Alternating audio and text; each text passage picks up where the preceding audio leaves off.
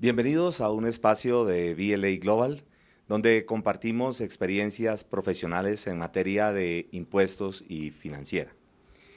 En esta ocasión vamos a abordar un tema que sigue siendo vigente y de actualidad, una situación que la incrementó aún más, que es el tema de las diferencias fiscales ocurridas precisamente con motivo de la nueva reforma tributaria, la Ley 1819 del 2016. Y como se han suscitado diferentes tipos de opiniones, pues hemos querido consultar con un experto, que en este caso nos acompaña el doctor Diego Franco, quien es el socio líder de Tax and Legal para Colombia y Perú, Deloitte. Diego, bienvenido a nuestra firma. Gracias, Edmundo, a ti por darme esta oportunidad de invitarme a compartir algunas experiencias relacionadas con este tema que es trascendental para la comunidad de negocios. Gracias, Diego, y a Deloitte la oportunidad que nos permite a través tuyo de compartir pues todo lo que ustedes han venido viviendo con todo este proceso. Hemos escuchado diferentes opiniones acerca de las diferencias, algunos por el hecho de pensar de que el Estatuto Tributario en su artículo 21, raya 1, nos dice que debemos tomar como la base fiscal el marco normativo técnico, que si es el grupo 1 estaríamos hablando del marco pleno, las NIF plenas, que si es el grupo 2, la NIF para las pymes, y el grupo 3 un marco local, que es el de las microempresas. Pero concentrémonos en estos dos primeros grandes grupos, que son, digamos, los de mayores impactos en materia de análisis de diferencias. ¿Realmente con esta reforma tributaria sigue habiendo diferencias o con el hecho de ya casi que tomar las NIF como base, como fuente, se eliminan esas diferencias? Bueno, realmente con la vigencia de la ley 1819 hicimos un cambio trascendental en nuestro sistema tributario y fue migrar la base de la depuración fiscal para liquidar el impuesto de renta de una norma local que tuvimos durante muchos años, el famoso decreto 2649 y todos los adicionales, a una base de norma internacional de contabilidad, con lo cual hasta el año 16 hablábamos de que la base del sistema de liquidación se daba sobre un concepto de causación, pero esta reforma tributaria, remitiendo al alcance de las normas internacionales de contabilidad, que ahora es nuestro sistema vigente, entonces migra de ese concepto de causación a un concepto de devengo. Y la primera sensación que cualquiera puede tener es, ok, quiere decir que ahora la contabilidad es la misma base de liquidación de impuestos porque está tomando ese marco de referencia para decir ya no tengo dolores de cabeza con hacer conciliaciones, cálculos, depuraciones, sino que lo que tengo en la contabilidad es la base del impuesto. Pero esa es una apreciación muy ligera y bastante equivocada porque todo lo contrario a eso, ahora la misma reforma tributaria se encargó de aclarar que si bien la base de análisis es esa contabilidad bajo el marco normativo internacional, la forma en cómo se llega a la base gravable del impuesto requiere una serie de depuraciones que probablemente ahora son incluso mayores a las que podíamos tener con la norma anterior. Tan es así que ya en este momento el gobierno tiene un borrador de un decreto reglamentario de la ley 1819 en la cual establece o va a establecer la obligación de tener un libro de conciliaciones. Y ese va a ser un libro de conciliaciones que tiene que reconocer esas diferencias prácticamente a la par de los registros contables. Es decir, no es que voy a tener un libro donde tomo las bases acumuladas y voy registrando las diferencias, sino que los registros contables deben tener una equivalencia en ese libro de conciliaciones para llevar un detalle, y así se llama en ese borrador de decreto, un libro de detalle de las diferencias, que por supuesto luego se van a acumular en un libro consolidado de diferencias que va a ser un papel de trabajo obligatorio de las declaraciones de renta a partir del año 2017. Es decir que a partir de ya, incluso desde el mismo enero, todos los empresarios deben pensar que la obligación fiscal en materia de renta tiene un requisito documental adicional y es poder tener día a día calculadas y registradas las diferencias entre la contabilidad y las bases fiscales para el impuesto de renta. Ahora, uno diría, ¿pero cuáles diferencias? Pues resulta que esas diferencias están dadas por la misma norma. Y cuando uno piensa en diferencias, pues tiene que pensar en ingresos, en costos y en gastos. La misma ley dijo, listo, los ingresos fiscales son los que se devengan y eso inmediatamente hace un amarre a la contabilidad. Excepto, y hay una lista de excepciones, y en esas excepciones te puedo mencionar, por ejemplo, los ingresos por financieros, por rendimientos financieros que tienen intereses implícitos. Esos intereses implícitos que van a ser un mayor ingreso en la contabilidad no son base fiscal y esa es una diferencia. Por ejemplo, en materia de costos y gastos, yo puedo tener ajustes que se originan por el reconocimiento del deterioro de un inventario, de un activo. Resulta que para efectos contables ese deterioro será un costo, un gasto, pero para efectos fiscales no van a tener afectación en la base del impuesto en el momento en que se hace el registro contable y ahí voy a tener otra diferencia. Por ejemplo, las provisiones y los pasivos estimados que se reconocen como un gasto en la contabilidad no tienen efecto fiscal sino en el momento en que realmente se realizan bajo la norma fiscal, con lo cual también voy a tener una diferencia temporal, en este caso, entre la contabilidad y la base del impuesto. Y así te podría listar todas las excepciones que están desarrolladas en la misma ley. Y eso sin contar además con unas diferencias propias que van a surgir de los manejos que todos los empresarios le vayan a dar a sus activos y dependiendo de la industria en la cual pues desarrollan sus negocios. Te pongo un ejemplo. Las depreciaciones de los activos tratándose de industrias productivas. Resulta que esas depreciaciones que pueden tener unas reglas establecidas bajo el marco contable internacional no necesariamente van a coincidir con las depreciaciones establecidas bajo la regla fiscal. ¿Por qué?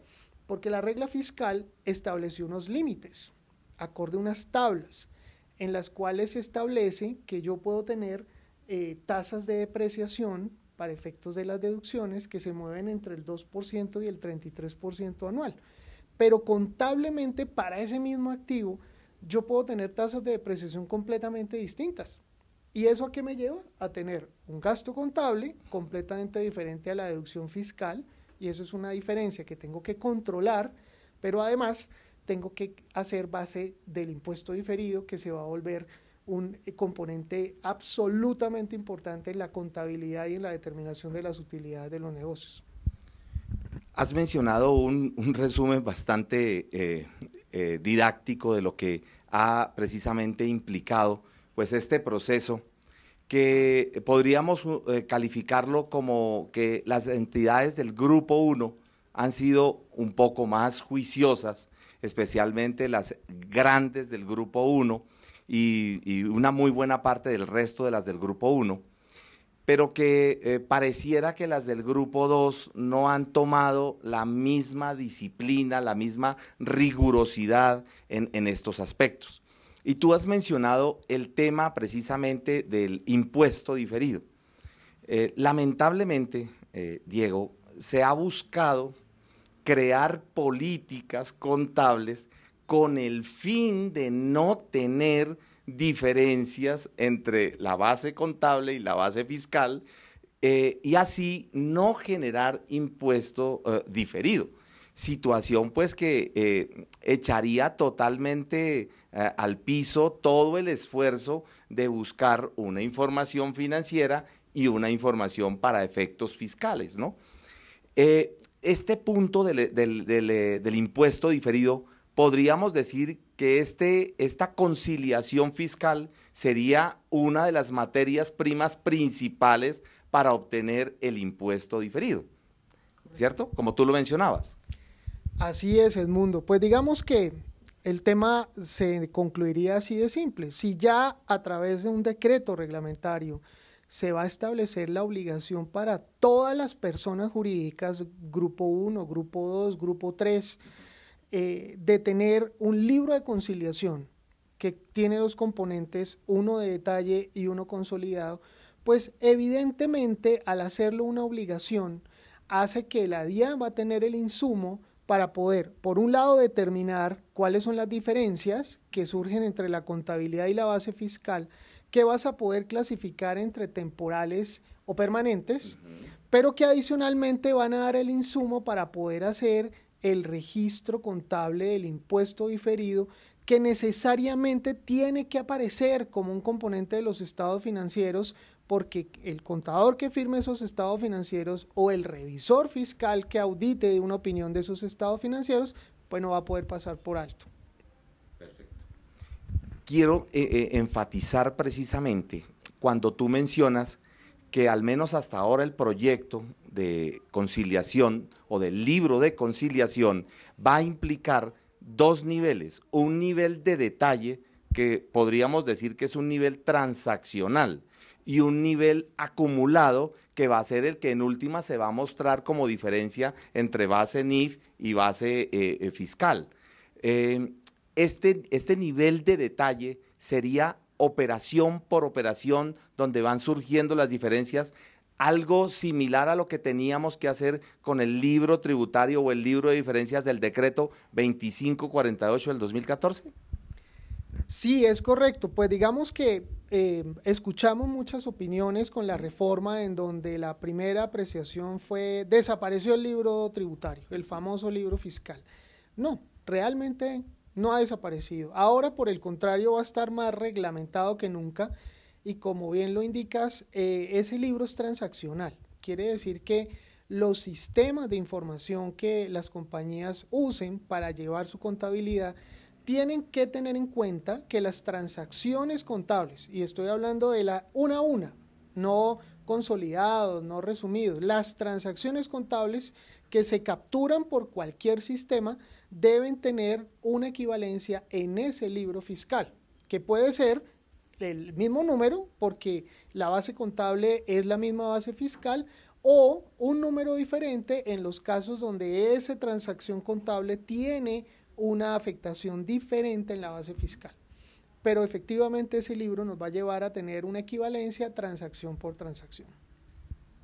Diego, finalmente, ¿qué le ocurriría a una empresa que solo lleve las diferencias acumuladas, pero no las lleve de carácter detallado, que también se escucha en el mercado, que algunas personas están proponiendo que no se desgasten haciendo registros transaccionales de diferencias, sino sencillamente terminar el año, hacer una depuración como posiblemente se hacía en tiempo atrás, y calcular simplemente unas diferencias globales entre el saldo de la declaración de renta y el saldo que tenemos para preparación del estado financiero. ¿Tendría alguna implicación la empresa que solamente lo haga de manera global y elimine la parte transaccional?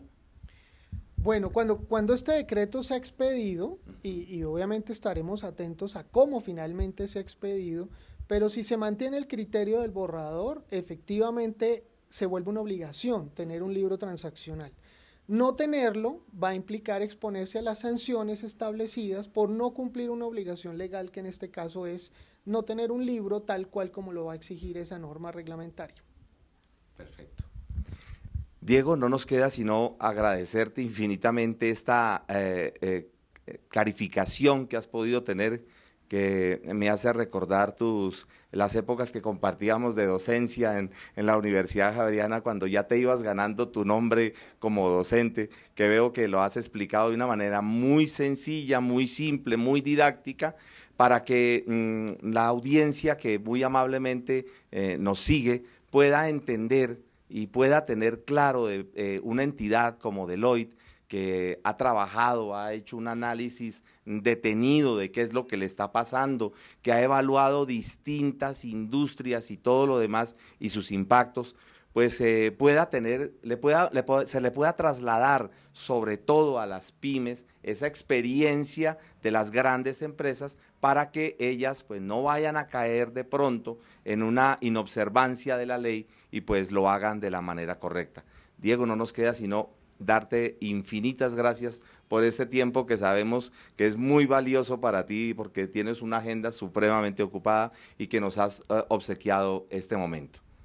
No, muchísimas gracias a ti, Edmundo. Para mí también es de verdad un placer saludarte, tenerte acá en nuestras oficinas y por supuesto ofrecerte también toda nuestra experiencia que contribuya a la comunidad de negocios a hacer las cosas en la línea que tenemos que hacer y que haga de este país pues de verdad un sitio mejor para invertir y para traer los recursos que necesitamos para cada día ser mejores. Diego, muchísimas gracias a todos ustedes.